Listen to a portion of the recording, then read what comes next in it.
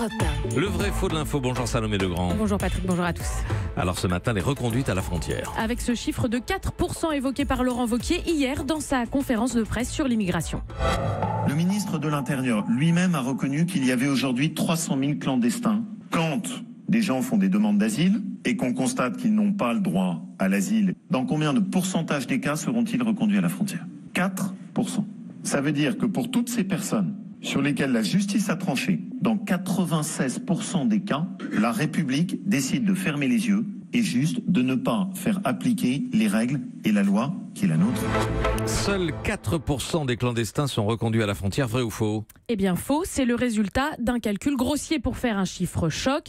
Pour trouver 4%, Laurent Wauquiez a divisé les 300 000 clandestins estimés sur le territoire français par 13 000 reconduites à la frontière en 2016. Mais il y a deux mais, Patrick. D'abord, ces reconduites à la frontière ont fortement augmenté en 2017, plus 14% d'après les chiffres du ministère. On est donc plus sur les mêmes proportions. Mais surtout, dans ce calcul, le patron de LR mélange deux réalités bien distinctes.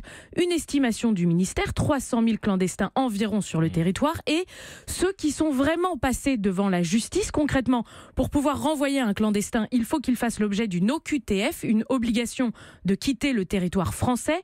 Chaque année, il y en a entre 75 000 et 90 000 prononcés par les préfectures.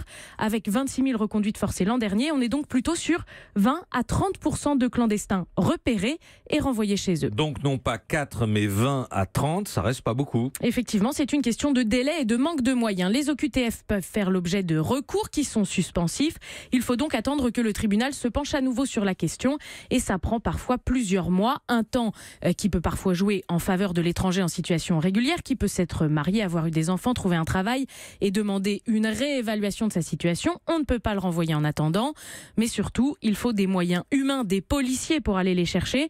Tous les territoires n'ont pas les mêmes effectifs. D'ailleurs, à l'automne dernier, un sénateur, les Républicains, avait pointé une baisse de 7% du budget consacré à ces reconduites pour 2018. Salomé, c'est pas la seule approximation de Laurent Wauquiez hier. Non, le patron des Républicains a cité plusieurs chiffres dont personne ne voit d'où il les tient, et notamment le fait qu'un étranger qui demande le regroupement familial fait venir en moyenne 3 à 4 personnes. Personne ne voit où est ce chiffre. Il affirme aussi qu'on ne rejette quasiment pas les demandes de naturalisation venues de la part des personnes qui ont une condamnation à leur casier judiciaire.